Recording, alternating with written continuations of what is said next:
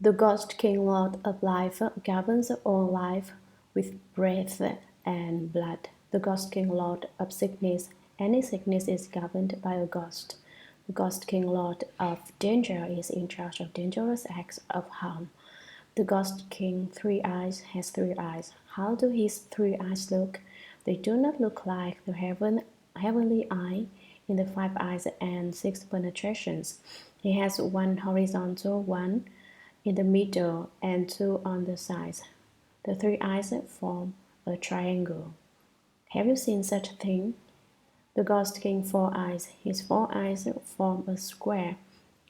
They are not arranged like the five eyes of the Bodhisattvas. He looks especially strange so that people are afraid when he sees him. The Ghost King Five Eyes. The Ghost King Chi Li Shu is in charge of fire in the south. The great Ghost King Chi Li Shu is in charge of large fires. The Ghost King Chi Li Shu is in the south, while farther south there is a mountain where the great Ghost King Chi Li Shu is the Ghost King. The Ghost King No Tra is one of the kings of the four great heavenly kings. He is a Dharma protector, so although he belongs to the category of ghosts, he is not a ghost. That is why he is named the King No Tra. The great Ghost King No Tra and other such great ghost kings, as mentioned above. When we talked about small ghosts, we said that where there is a large ghost, there is a small ghost. With them were hundreds of thousands of minor ghost kings. A ghost king has these ghost offspring, including children, grandchildren, and other relatives who dwelt throughout southern Jammu-Vipa, each presiding over certain jurisdictions. Each ghost has a domain where they may exercise their power. Sutra, aided by the Buddha's awesome spiritual strength and the power of Earth-Star Bodhisattva Mahasattva, all these ghost kings joined Lord Dharma in the Trayastrimsha Heaven, and together they stood to one side. When Lord Dharma knelt, placed his palms together, and said to the Buddha, "World Honored One, aided by the Buddha's awesome spiritual strength and the power of Earth-Star Bodhisattva, I have been able to come here with all these ghost kings to join this great assembly in the Trayastrimsha Heaven, which will be very much to our benefit. There is now a small doubt that I should like to express, and we hope the World Honored One will be compassionate and resolve explain it." Commentary. Each person has his or her individual authority. These ghosts have their authority as ghosts, aided by the Buddha's awesome spiritual strength and the psychic power of Earth-Star Bodhisattva Mahasattva. All these ghost kings joined Lord Dharma in the Trayastrimsha Heaven, the heaven of the 33, and together they stood to one side. Then Lord Dharma knelt, placed his palms together, and said to the Buddha, "World Honored One, aided by the Buddha's awesome spiritual strength and the power of Earth-Star Bodhisattva, I, son of God Dharma, have been able to come here with all these ghost kings and members of our retinue to join this great assembly in the Trayastrimsha Heaven, which will be very much to our benefit. There is now a small doubt that I should like to express. May I have the privilege to ask the World Honored One? Am I qualified to ask the World Honored One? And we only hope the World Honored One will be compassionate and resolve to explain it, thus resolving my problem." Sutra. The Buddha told Lord Dharma, "I will answer any question you would like to ask." At that time, Lord Dharma looked respectfully at the World Honored One, made obeisance, turned his head to acknowledge Earth-Star Bodhisattva, and then said to the Buddha, World Honored One, I observe that Earth-star Bodhisattva uses hundreds of thousands of expedient devices to rescue beings who are suffering for their offenses within the 6 paths of rebirth. I see that he does so unstintingly, without the least fatigue. Although this great Bodhisattva uses his inconceivable spiritual penetrations to do such deeds, it doesn't take long for the beings whom he has helped in gaining release from retribution to fall into the evil paths again. World Honored One, since Earth-star Bodhisattva has such great inconceivable spiritual powers, why are beings not able to rely on him to stay on the good paths and to be freed once and for all? Please, World Honored One, explain that for us.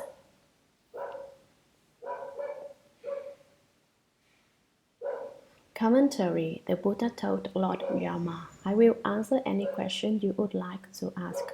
Ask whatever you would like to ask. I will definitely give you a good answer.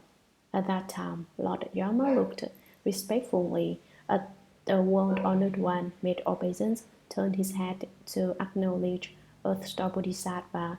Since the Buddha is in front of him, he looked at the Buddha, then turned his head to look at Earth-star Bodhisattva, a show of respect for Earth-star Bodhisattva. And then he said to the Buddha, World Honored One, I observe that Earth-star Bodhisattva uses hundreds of thousands of expedient devices, using different methods to rescue beings who are suffering for their offenses within the 6 paths of rebirth: the realm of gods, the realm of humans, the realm of asuras, the hells, the realm of hungry ghosts, and the realm of animals. I see that he does so unstintingly, without the least fatigue. He is not afraid of any hardship or weariness.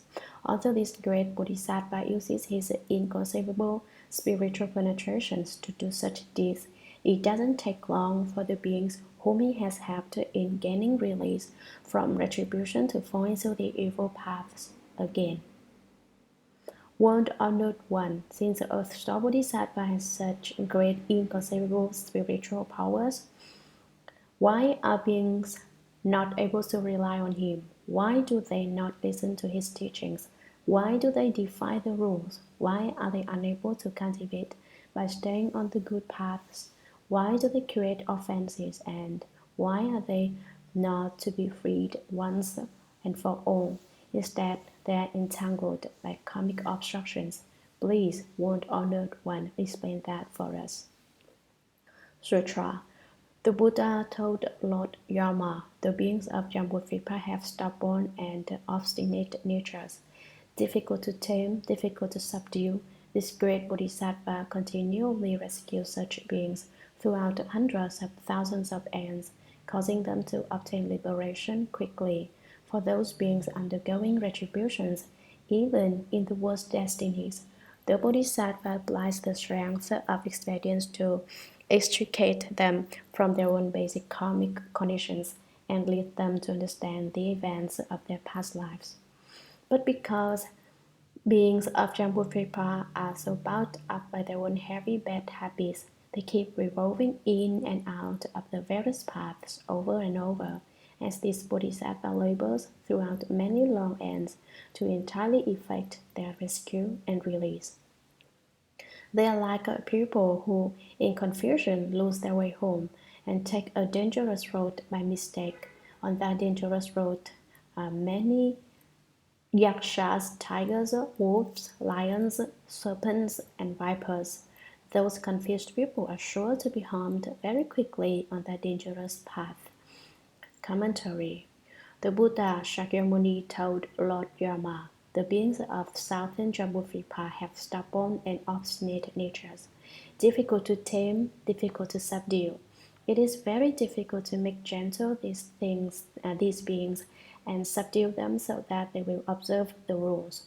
This is not very easy. For instance, everyone nowadays says that observing rules is bad. Why? It is because they don't wish to observe the rules, so they say it is bad to observe the rules. Actually, without the ruler, the T-square, which together means rules, in Chinese, one cannot draw a square or a circle. This great Bodhisattva continually rescues such beings throughout hundreds of thousands of aeons, causing them to obtain liberation quickly. Ghost kings and Lord Yama asked as to why living beings do not listen to Earth-star Bodhisattva and follow his teachings, though he has such great spiritual powers. Why do they leave the evil paths and then come back down to the evil paths again? For as long as billions of aeons, this great Bodhisattva repeatedly saves living beings of this sort so that they may become liberated soon. Due to their confusion and action for those types of beings undergoing retribution, 7 in the worst destinies, the 3 evil realms for hell beings, hungry ghosts, and animals. The Bodhisattva applies the strength of experience to extricate them from their own basic karmic conditions and lead them to understand the events of their past lives. But because beings of Jambudvipa are so bound up by their own heavy bad habits, the karma of their past lives is connected to this life, while the karma of this life is connected to future lives. This kind of karmic retribution is continuous throughout lifetimes, like a rope in a knot. This is what it means by being bound up by their own heavy bad habits. What kind of bad habits are these? The foremost bad habit is sexual desire. All beings are the same. Every being has a problem that is foremost, something they have the worst time eliminating, and that is lust. Eliminating lust is even more difficult than climbing up to the sky. If you can subdue your lust so that women have no lust then they see men, when they see men, and men have no lust when they see women, then they have tamed their tiger. Free of afflictions, you have subdued your dragon. Afflictions and ignorance are just like a dragon that transforms endlessly. It develops without you realizing it. So first of all, end lust. This is where you can tell whether you have any cultivation, moral virtue, or skill. You can test yourself and know for yourself you have some skill if you have eliminated desire. If you have not ended your desire, then you are someone with outflow. So, cultivating non-outflow refers to no lust. With lust, there is outflow. Without lust, there is no outflow. The second leading bad habit is greed. Why is there lust? It is because of greed, such as greed for a good feeling and greed for satisfying one's desire. The third leading bad habit is ignorance. What is ignorance? Some people are not necessarily smarter than others, but they always feel that they are smarter than everyone else. They look down at everyone. They have to be number one wherever they are. The fourth leading bad habit is hatred towards everyone. If you are not good to me, then I will think of a way and kill you or think of other ways to seek revenge. The fifth leading bad habit is deceptiveness, cheating, and pretending. The sixth leading bad habit is lying. Deception involves pretending to be a good person when one is a mean person. That way people cannot tell. Lying is false speech. The seventh leading bad habit is blame, blaming others for every one of their obvious wrongdoings. They say, I would not have done that if he had not told me. I cannot be faulted for this. It is his problem, his fault. They shove the blame on others. The eighth leading bad habit is about deviant views. Instead of walking down proper paths, people with this habit always walk down improper paths. The ninth is crookedness. Instead of being straightforward, people with this habit do things that accuse others wrongly and in a twisted manner. The 10th leading bad habit is suing. People who enjoy filing baseless suits tell the judge that certain people are wrong. I'm going to sue him. They think of ways to accuse others wrongly. This is suing. These 10 are the Shuragama Sutra as the 10 habits which will lead to the consequence of the 6 retributions. Due to these 10 kinds of habits, living beings are said to be bounded by intense bad habits. They keep revolving in and out of the various paths over and over. They created all kinds of offenses and evil because of these 10 kinds of evil karma. Hence, they got to transcend the 3 evil paths that then return. They revolve in and out of the 3 evil paths because they transcended them in the present life, but then entered them again in the next life. As these Bodhisattva earth store labors and work so hard throughout many long ends to entirely effect their rescue and release, saving all beings. For instance, they are like people who, in confusion, lose their way home and take a dangerous road by mistake. On that dangerous road are many yakshas, tigers, wolves, lions, serpents, and vipers. Yakshas represent skepticism in the 5 down servants. Skepticism means doubting everything because there is a lack of confidence. Tigers represent greed. Were we to tame our lust, then we would have tamed our tiger. Without having subdued lust, we have not subdued the tiger. What do wolves symbolize? Hatred. Wolves are mean, which applies to both wolves and hatred. Lions represent delusion and foolishness. Serpents and vipers represent arrogance, greed, hatred, delusion, arrogance, and doubt are the 5 down servants. Those confused people are sure to be harmed very quickly on that dangerous path, full of the 5 down servants of greed, hatred, delusion, arrogance, and doubt. They will be hurt by the 5 down servants in an instant in time. Thereby, they commit offenses that push them into the 3 evil paths. Sutra. But then they meet a knowledgeable guide skilled in avoiding all the potential harm, including the toxins of the yakshas and others. This mentor begins to lead the travelers off that dangerous path, saying, "Beware, everyone!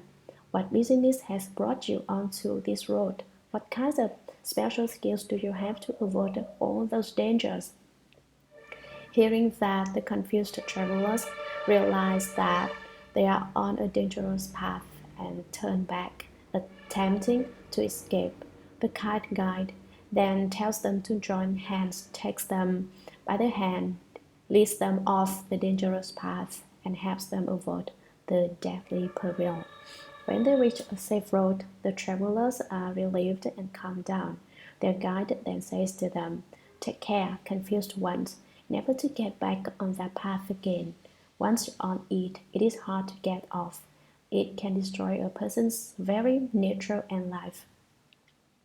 The travelers who had been lost confused express their deep gratitude, and as they are about to part, the mentor says to them, "If you see those dear to you and any other travelers, whether you know them personally or not, be they men or women, tell them that the dangers and evils on that path could destroy their very natures and lives.